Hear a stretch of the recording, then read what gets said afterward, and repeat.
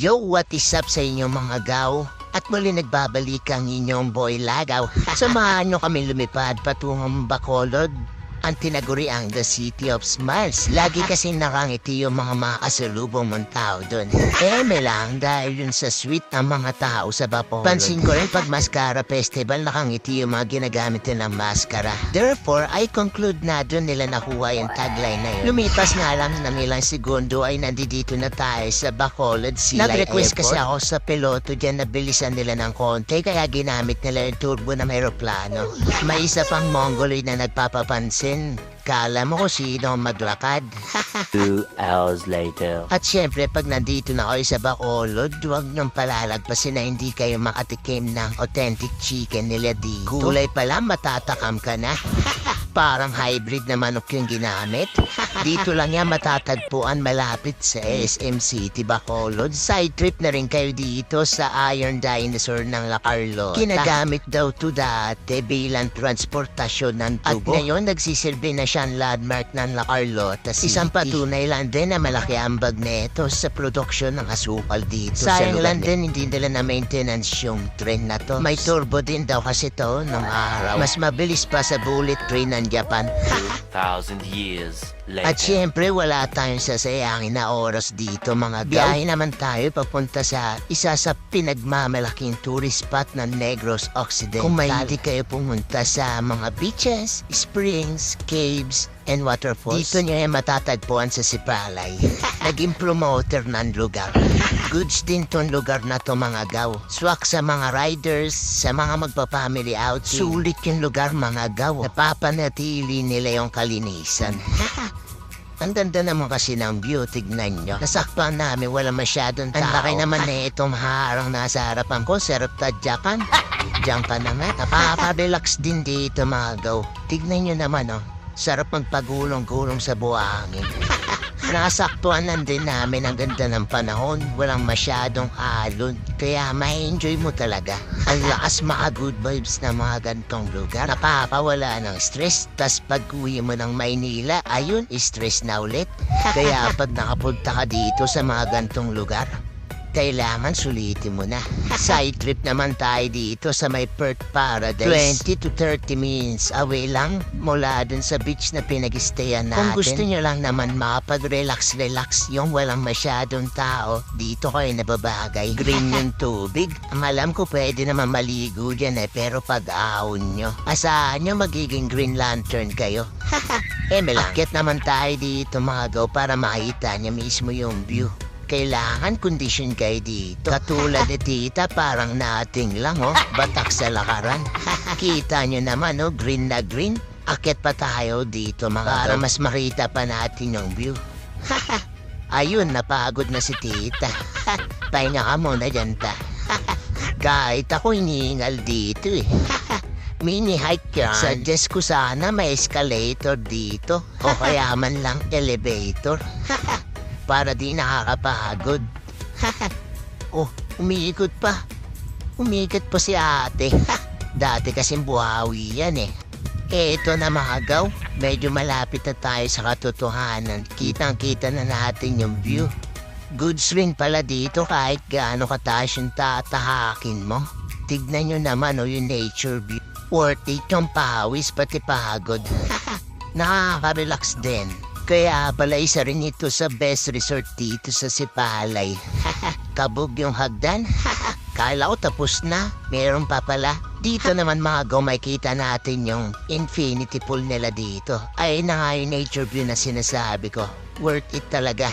1 eternity later. Pagkaraan nga lamang ng isang araw na pagpapahinga, dumako naman tayo dito sa ilagang parte ng Negros Occidental. Isa ring tourist spot na ipinagmamalaki hindi lang ng Bacolod kundi ng buong Pilipinas. Pagkadating nga natin dito sa bayan ng Cadiz, diretso kagad tayo sa ticketing office. At dahil day tour tayo mga daw, nagbayad lang tayo ng 650 dahil may promo daw sila. Akala mo roro yung sasakyan Business class kuno.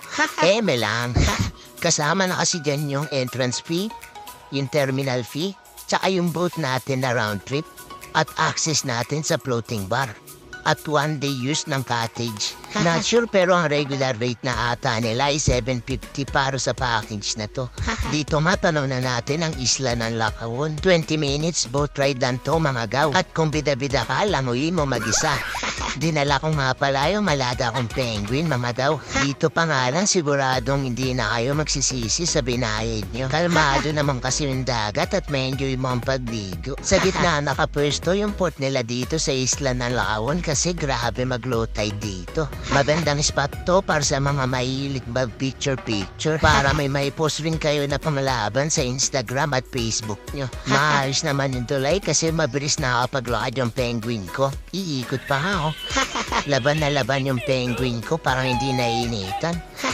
Umiikot pa ulit oh, may laing buhawi talaga eh. Damang libot na muna tayo dito mga gaw kasi naghahanap kami ng tarantula pasalubong sa Maynila. Ang corny. Pansin nyo dito mga gaw walang katao-tao kasi sobrang init na mga oras na yan. Pumunta ng Lakawon para magkulong sa resorts nila. Buti nga may dugo tayong solar kaya effect yung mga init na yan.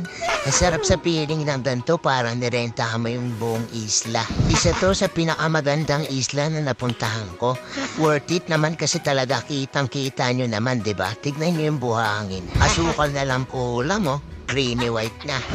Panglaban sa Boracay eh. Dito mo lang mapupuntahan yan yung sobrang ganda ng place tapos hindi masyadong matao. Sakto nyo ng weekdays mga gaw para masolo nyo yung isla. Iba yung atmosphere dito, nakaka-relax sobra. Yung tipong pag andito ka parang ayaw mo nang umuwi sa ganda.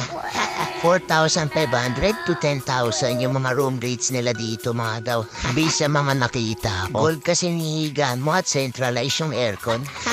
Pero sa totoo lang, bitin ang isang araw mo dito, gaw. Sarap tumambay dyan, no? Kung gusto mong umitim. Pino naman kasi yung buhangin at yung tubig parang mineral. Eto magandang spot naman to mga gaw sa mga magpipicture-picture, oh, kasi nakasulat din, Lakawon. Si Machete nga daw yung gumawa niyan, eh. Kulang ang 1 taon para magawa at may tayo yung mga pawi na yan. Kitang-kita nyo naman yung craftsmanship at yung mga materials na ginamit dyan. Solid.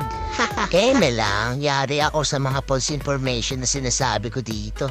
Ituloy-tuloy lang natin yung pag-iikot natin dito. Di kasi ako mapangalay kapag nagagandaan ako sa lugar. Kita niyo naman ang daming kubo dito. Kaya masasabi kong mamamanage nila kahit gaano karaming tao yung pumunta dito pag nakilala pala. Tamang hawak pa rin ng buhangin habang nakatambay sa nipa. Pansinin niyo yung tubig mga gaw. Sobrang linaw.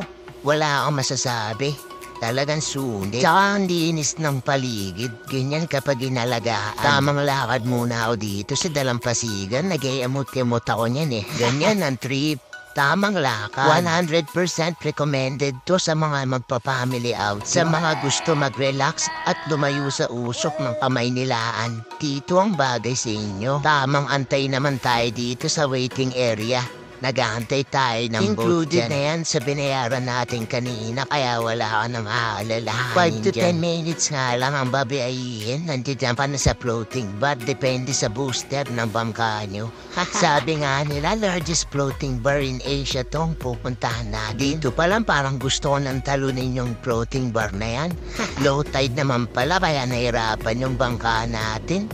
Akit muna tayo dito mga gaw para makita natin yung loob. Feeling ko maganda pumunta dito pag gabi. Walwalan, mati. Tsaka mag-relax dito sa mga higaan nila. Open yung view sa gitna. Maganda magabang ng sunset dito mga gaw. Sayang hindi tayo ganun nakapagtagal dito. Kasi may boat schedule pabalik na tayo ng cottage natin dito mga gaw. Tamang lakad na lang kasi masyado na low. Hindi daw kaya ng bangka. Baka kasi mabahura. Kaya tamang liwaliw na lang tayo dito sa dagat. Kita nyo naman oh, crystal clear talaga. Parang mineral. Purong natural. Pag sumisid ka, lasang ihi.